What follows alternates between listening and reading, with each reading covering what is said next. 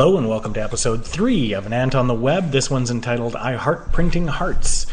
Today I'd like to cover over a bunch of games. I've got a couple of sites and a whole bunch of random stuff. The games I'm looking at covering today are Realm of the Mad God, Legend of Grimrock, XCom Enemy Unknown, and Retro City Rampage. I'm going to start off with those and let's just take them in order. First of all, I've got Realm of the Mad God. This is a pretty awesome free-to-play title. You can get it on Steam and a couple other places. And it's actually just a simple 2D, top-down, fantasy-themed shooter that has a lot of replay value to it. I've found that even just in the free-to-play, I've gone through 4 of the different classes, and a lot of the time you don't live very long, and actually one of the things that is integral to the game is the ability to zip back and store things in your vault. So you get a character up to about level 17-ish, and maybe you've got a lot of good gear for a different class. Drop back to the Nexus, drop off your stuff, and make sure you use it for your next character, because you're going to be chewing through characters faster than if you just poured them into a meat grinder. But I mean, the graphics are not fantastic, but they really get the job done. It's fast, there's multiplayer, people can teleport to you really quickly, and it really, really gets to be a lot of fun. The next game I want to cover over is Legend of Grimrock. This one was gifted to me by Callum from Bamboo Raven, and for pimping him in another way, I promoted his services to the company I work for, Red the Agency, and so he gave me a little kickback. He bought me Legend of Grimrock on Steam, and this game is awesome. It's a straight old-fashioned first-person dungeon crawler that has you get 4 characters, and you're basically dumped into a dungeon with some old-school difficulty.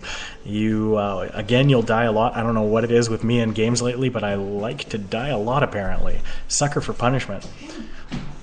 I found that I was really, really enjoying Legend of Grimrock, mostly because it really feels like a throwback to the old Wizardry games, and just the combat and the puzzles and everything are so well executed in this game. The puzzles especially give you that real feeling where when you accomplish the goal, you feel like you've really figured something out. It makes you feel like a genius, even though, of course, you are not.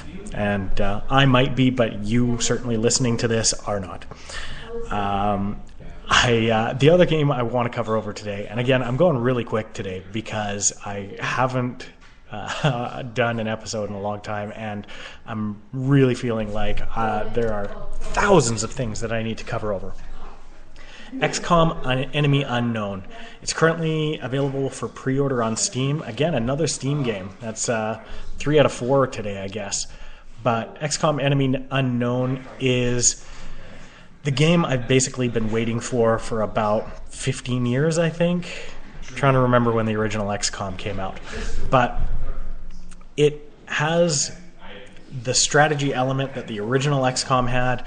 You have your team members all level up and can grow with you, and that is an important thing I find in this game, because it's something that was definitely missing from a lot of strategy games over the last few years.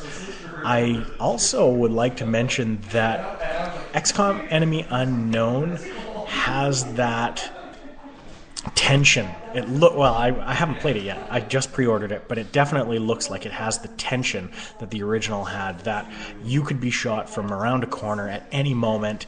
And again, looks like the difficulty is ramped up, and I'm loving hard games at the moment. If you pre-order it on Steam right now, there's still a couple of special gifts that they're giving away.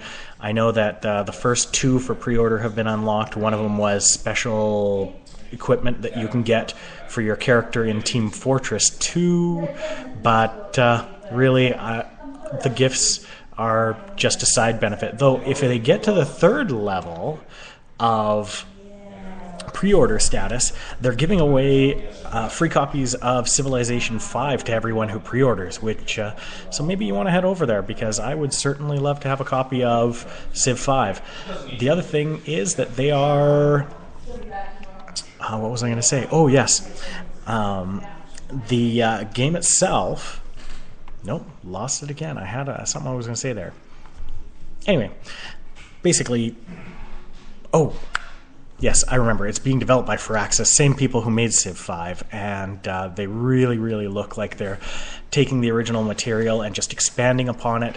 The overview map is really, really well done, and the thing that I really like is how they laid out the bases. All of your bases are subterranean bases, and you really get a sense that it's a living base, that everything inside the base is active and moving, and that your research is being done, and just really, really cool style to this game. The last game I want to cover over is one called Retro City Rampage. I'm just going to pull up the website here because I love it so much. Retro City Rampage looks to be sort of... There we go. You can hear me clicking away. Retro City Rampage looks to be a sort of Grand Theft Auto, but more like original Grand Theft Auto style game where you really are just booting around the city, doing whatever you can to get away. Let me just pop open the description here. It says, the entire open world is in danger. The player, and that's actually your name in the game, is the player, is out for a friendly frolic of crime capers when suddenly ambushed by evil good guys. So already you can tell it's a very tongue-in-cheek game. It's a lot of fun. Retro graphics, it has a lot. If you watch the trailer, and I recommend you do, you will see a lot of homages to classic games. Mario Brothers, Centipede, everything. I can't even remember how many different games I saw in there. It was selected as one of the PAX 10 for 2010. Still working on it. The game is looking like it's getting to be ready for release any minute here. I'm trying to see here. Nope, looks like they still have all their pre-order stuff up, so it hasn't launched yet, but it should any day now. Again, check it out, retrocityrampage.com. Well worth a look. Definitely watch the trailer. Now, I'm going to roll right into sites. A couple of sites to check out this week are go to, and again, I've been talking about Steam a lot today, but I'm going to talk about them even more. They've been making a lot of really cool moves lately. They introduced Steam Greenlight, which is a service that allows the community to vote on which games are going to be introduced to Steam and available for purchase on Steam. So you can go in there, you can vote on your favorites, you can support indie developers or whatever you want. Though, of course, I'm always going to recommend you support the indies because I love the underdogs. The other thing that Steam has released lately is a feature called Big Picture, which is a complete overhaul of the Steam interface designed for working on big screen TVs and designed to work with a plugged-in controller. So it's almost, a lot of people are calling it a Steam box. It's allowing you to take Steam and use it almost as a console. And I have to say that I really like what they've done with the interface. It's very slick. It runs incredibly well. Head over to YouTube, check it out. And if you want to activate it and you have Steam already, there's actually a section in the settings where you can go in and opt in, and then it just puts a button up in the top right that says Big Picture, and it converts your interface to the Big Picture interface so you can test it out. The Big Picture interface also works with a mouse and keyboard, so you can test it out without even plugging in a controller, and just give it a look. It's worth checking out. The next site I'm looking at here is one called Indie Game Stand. I'm just going to punch it in here so that I have it in front of me. There we go, Indie Game Stand. Coming on September 26th, this site looks awesome. It is a new game every 96 hours that is pay what you want and supports charity, and all games are DRM free. So what that means to you is that you can get cheap games that support charity, and you don't have to worry about all of those not fun. So they come with Steam or Desura keys, and for those that don't know, Desura is another Steam-like but more indie-focused game distribution system. I could really spend an entire podcast just talking about that one, and so I will save it for another time. But if you head over to Indie Game Stand right now, you sign up for your account, you will get a free copy of Chester. Now that's only for the next 10 days. Chester's a 2D side-scrolling adventure game and looks really, really great. It looks like a throwback to the old Earthworm Jim, which was one of the games that I absolutely loved.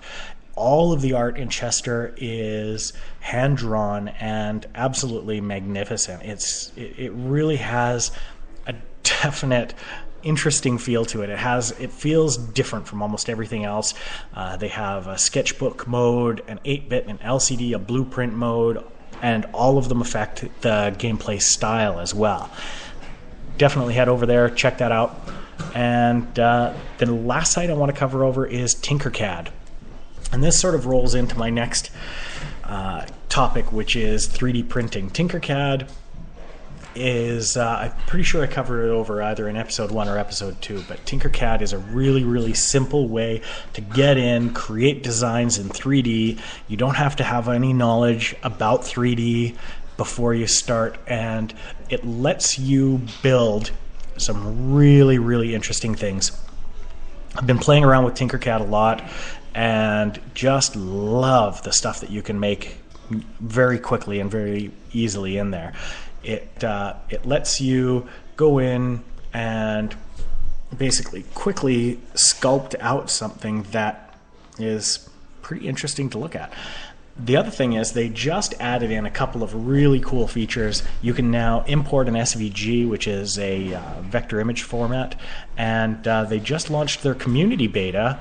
I'm not sure if it's gone out of beta yet, but it is just adding in a community that I felt was definitely something that the site was lacking originally. The communities are already starting to pick up and starting to allow people to share ideas more than just their TinkerCad, TinkerCad.com, and sign up for a free account and start tinkering. And now the next thing I wanted to get into is just 3D printing in general. I watched a really, really cool video on YouTube recently.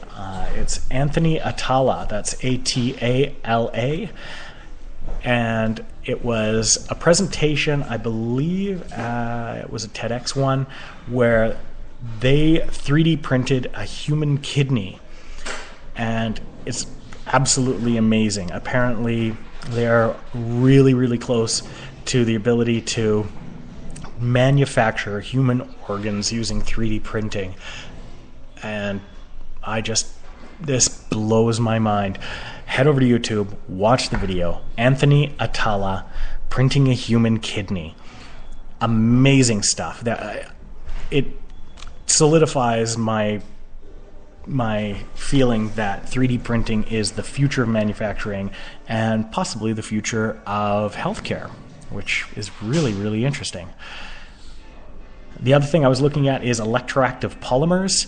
This is something that I'm just going to scrape the surface on today, but if you're interested in science, look them up. Electroactive polymers are essentially artificial muscles, and I feel like this is something that is going to merge in with the 3D printing and with robotics and will allow for a lot of cool innovations over the next 10 years, especially around making artificial limbs and basically allowing people to interact with their environment and with machines in a lot of different ways. I think I'm going to wrap things up pretty quickly here. Let me see how much time I have left. I think I've been going not that quickly, I thought. But anyway, a couple other things I was going to look at are found a new website that has been incredibly helpful over the last little while, mostly just for peace of mind, because I've been working on an app for Android and iOS.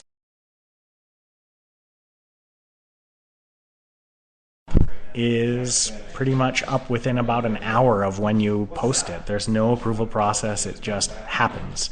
So it's that part was just simple, but when you're working with the iTunes store, it's a little bit more complex. You do have a lot of hoops to jump through. There's no other way to say it. You've got to wait for approval. They can decline you on almost anything. So the thing that I've really been finding useful is shinydevelopment.com has a page called reviewtimes.shinydevelopment.com, and this is a rolling update that shows how long things are taking to be approved on both the iOS and the Mac app stores. It was really useful, helped bring me a lot of peace of mind because let's face it, on that first app submission, you're always kind of chomping at the bit and you want to see it go up and you're afraid that they're going to decline you based on some weird reason. But in my case, they declined me on a perfectly valid reason, several perfectly valid reasons, and then we fixed all of them and resubmitted, and it went through. And the app is called Take 10. It's available now on both the Android and the iOS stores. Check it out. It's really, the app itself, developed here at Red the Agency, is designed to help people become more aware of your gambling habits and make sure that you're gambling for fun rather than because you feel you need to. It was a lot of fun to develop, and it was one that was requested by the Alberta Gaming and Liquor Commission. Head over there, download it, rate it 5 stars, 6 stars, 10 stars, however many stars you're allowed to give. Because, it's my first one. I'm feeling a little self-conscious about it. First one on iOS, not on Android. And finally, I'm going to wrap things up with, let me switch over here, extralife.org. That's extra-life.org. I have a friend there, Lisa Hawthorne, who is raising funds for charity. She's going to be playing video games for 24 hours. I don't know if she's going to do it straight, but we'll see. So head over to extralife.org. At the very top there, you will see a search. It'll say Find a Player. Just search for Lisa H., which I'm doing right now. And she's already at the time of this recording, she's already at $542 raised for charity. All of the money goes to local kids, and I strongly encourage you, head over there, put in a donation for her. She would love to crack $1,000, I bet. So I'm going to help out any way I can. And that is it for today. That was a lot of stuff, but had a lot of fun doing it. And I hope you join me again for episode 4, which this time will not be whatever it was, 2 months in the making. That way, maybe I'll be able to cover over fewer things in more detail next time. So have a great week, and we'll see you again.